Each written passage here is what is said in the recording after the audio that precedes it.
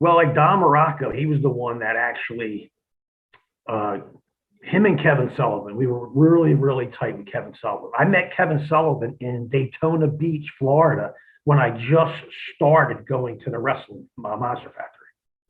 So I introduced myself to him in a gym in Daytona Beach. And I was there with like five friends, and we were going down there for spring break just to have a blast, and get some girls and get laid and have a good time. And I went up to him, started talking to him, and he's probably looking at me like, "Who the hell is this fucking shithead?" You know what I mean? Like because I wasn't even. I was just going to school. I haven't even graduated yet. So I just told him, "Nice to meet you, pleasure to meet you," because that's what I was told to do when I see a wrestler. Introduce yourself, because it's very political, our business. You know what I mean? It's like, you got to be like nice to everybody. So I introduced myself to him. We talked for a couple of minutes. He went back to his workout. I went back to my workout with my boy. And when the workout was done, we were drinking a protein drink, just sitting there. He comes walking up. My friend was just like, "Oh, God, here comes Kevin Sullivan. You must have pissed him off somehow." And I'm thinking, nah, there's no way.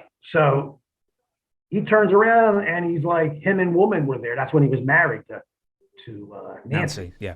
Yeah. And he's like, look, he goes, "What are you guys doing here?" He's like, I said, "We're here for about 2 weeks. We're here for spring break and we're partying." He's like, "All right, well, listen, what are you doing tonight?" I said, "Nothing, probably drinking and going out. That's about it." He's like, "Well, come to my house. I have a condo right on the beach in Daytona." It was the only condo at the time on Daytona Beach. There was one tower, and he was on the top floor. And he said, "Come over. I'll let the doorman know." And I had to do it. There was no way I could say no. You know what I mean? I mean, it's like I wasn't marking out for the guy. It was just I got to get connections now. I got to get I got to get my name out there and get people to know. And at the time, I guess he was working for Florida Championship Wrestling, maybe, or NWA. And I mean, he was running back and forth to his room on the phone, had it like 20 times while I was over there, because he was a booker, at the time. So, but it was really nice getting to know him, and for him not to know me and, invite us over to his house with Nancy and have dinner. And we had a really nice time. And after that, I went back to school. I stayed connected with him. And then he introduced me to a guy out of Hawaii called King Curtis.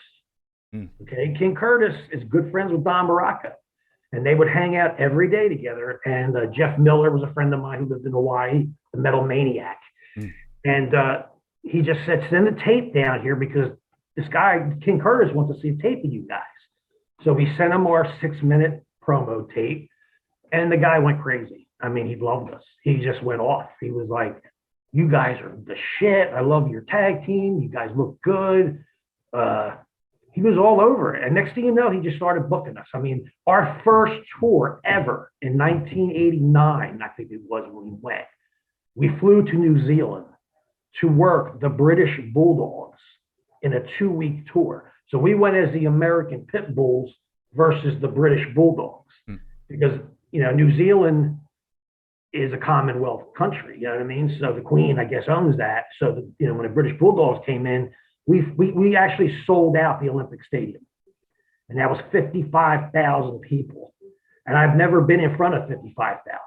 I mean, the highest we ever been in front of was maybe 20,000 people for Vince. So when we went there, it was just like, wow, this is crazy, and, in Australia, you know how it is. It's 7 women to 1 man. I mean, it was crazy. It was insane.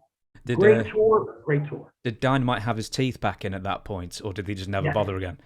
Yes, he did. He would run up and down the hall screaming, especially me and my partner, because it was the first tour we ever went on.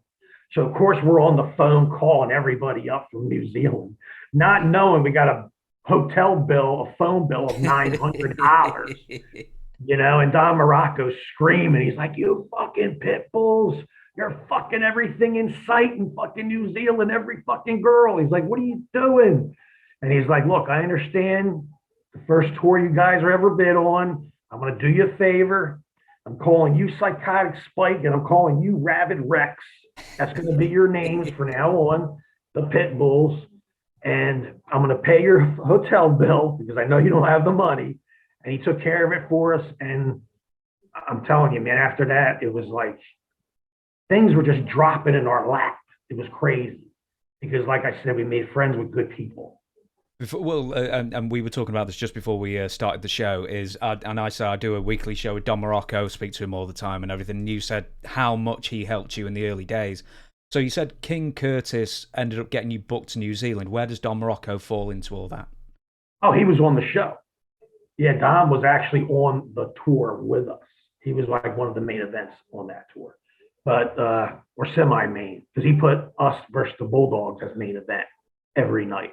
And the first night, I remember the first night there, I'm going to be perfectly honest with you. I mean, we were sitting in the locker room. We had our own locker room. Larry Sharp went across the hall to the British Bulldogs to get the finish. You know, when he came back, his head was down and he was red. And I'm like, what the hell's going on? And I guess him and Dynamite, you know, they had a little button heads, you know, back in the day or something. And come to find out, he's like, yeah, now it's rolling on you guys. And we're like, what are you talking about, you know? And he's like, well, they're pissed off because they think you're trying to steal their gimmick. You know what I mean? And they're not too happy with me. So they said, go out there and they'll call the finish in the ring. Go out there, do 45 minutes and give it all you got.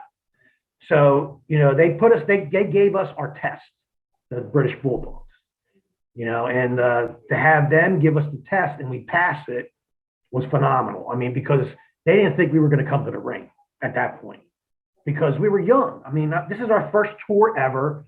We've already seen the Bulldogs once in the WWF, so we know who they are. You know, they know who we are, but they don't really know us yet.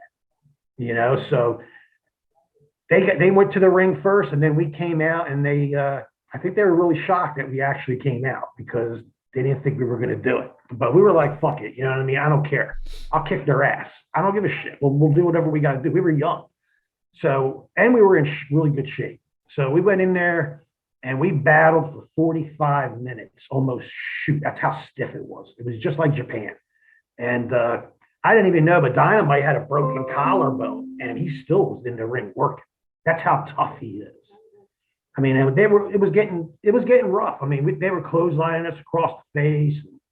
It was getting crazy. And 45 minutes went by and next thing you know, they called the finish. We went home and that night went to sleep and, you know, got up late around 11 o'clock the next day and we were hungover and just tired. And it was our first ever match like that, you know, in front of 55,000 people. And, you know, so I went across the hall. I got up and I went right across the hall and I'm thinking that's Larry Sharp's room because the door was open. Come to find out, it's the British Bulldogs. It was Davey Boy and Dynamite sitting there and they're already drinking D.O. It's 11 a.m.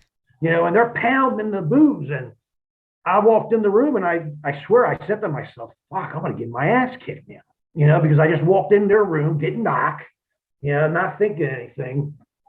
And they're like, come here, come here. And I'm like, what? Like, I'm like, oh shit, I'm going to get fucked up. Here we go. They're like, where's your partner? Get his fucking ass in here. So they bring us in. Next thing you know, they start pouring drinks. They have a drink with us. They shook our hands. We said, sorry about last night. But we wanted to make sure you guys were the real deal, you know, and, you know, due to the fact that your gimmick is somewhat like our gimmick, we're Bulldogs, you're Pitbulls, you know, we wanted to make sure this ain't, you know, bullshit, you know, because if you're going to use that name, we want to make sure you're legit. And we passed the test, man. We started drinking at 11 o'clock with them, and it was a great 2-week tour. I learned so much in 2 weeks with those guys. It blows my mind. Did they ever get you to drink wood grain alcohol? And also, did they ever rib you? They never ribbed me.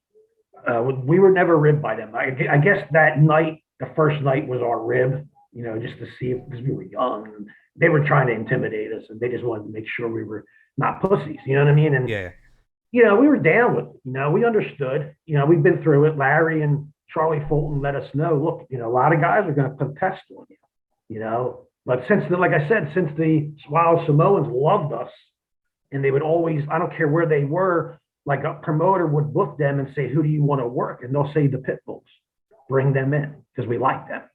So it was cool because, like I said, I knew Dwayne the Rock Johnson when he was like 9 years old. I seen him, you know what I mean? And like even Roman Reigns, I think he was a baby too when I ran into him when he was a kid. But they really didn't bring their kids around much back in the day when Alpha and Seeker were on the road. The only time I'd run into the kids if I went to their house, and checked it out.